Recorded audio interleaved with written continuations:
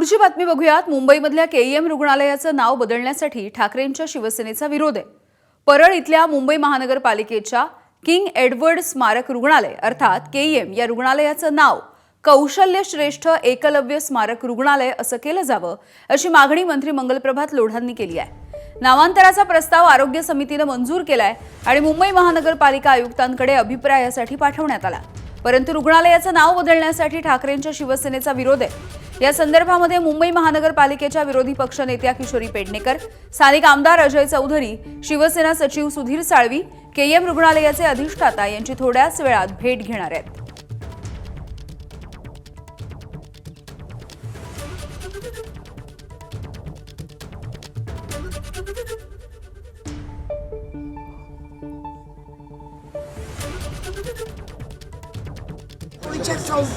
ला आणि राजे एडवर्ड यांनी 7 लाखाचं योगदान दिलेलं आहे आणि त्या योगदानाच्या वेळेला या लोडाचा आजोबा कुठे होता, या लोडाचा पंजोबा खापर पंजोबा कुठे होता ते विचारा। आज तुझ्याकडे पैसे जास्त झाले नको त्या बिल्डिंगच्या माध्यमातून तर तू पैशावर उडणार। केईएम रुग्णालयाच्या नामांतराची मागणी करणाऱ्या मंत्री मंगलप्रभात लोढा यांच्यावरती ठाकरेंच्या शिवसेनेचे खासदार संजय राऊत यांनी देखील टीका केली आहे। मंगलप्रभात लोढा यांनी त्यांचं जे ट्रम्प टॉवर आहे ज्याने भारताला गुलाम केलं, ट्रम्पने भारताला गुलाम केला हे तर मान्य करतात ना भाजपवाले।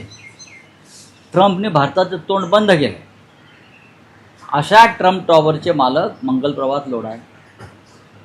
आधी त्या ट्रम्प टॉवरचं नाव लोढांनी बदलावं आणि कालच म्हटलं छत्रपती शिवाजी महाराज टॉवर्स करा आणि मग तुम्ही इतर काही ज्या गोष्टी आहेत तुमच्या सोयीच्या त्यात लक्ष घाला। आधी ट्रम्प टॉवरचं नाव बदला। आम्हाला हे गुलामीची प्रतीकं आमच्या मुंबईत नको आहे।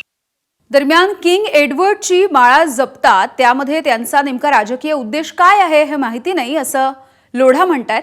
शिवाय केईएम हे नाव कायम राहील, फक्त किंग एडवर्ड याच्या जागेवरती एकलव्य हे नाव दिलं जाईल अशी माहिती लोढांनी दिली आहे। किंग एडवर्ड असा 75 वर्ष झाले आझादीचे, तरी पण एडवर्डची माला जपतात। त्यामध्ये काय त्यांच्या पॉलिटिकल हेतू आहे की काय मला माहीत नाही, पण माझ्या मताप्रमाणे काय जे विदेशी संस्था होती, विदेशी राजा होते त्यांचं नाव इंग्लंडमध्ये ठेवायचे असेल तर ठेवा, खुशाल ठेवा, भारतामध्ये नको। केईएम असाच राहणार आहे, फक्त किंग एडवर्डची बजाय कौशल्यवीर एकलव्य मेमोरियल असा नाम होणार आहे।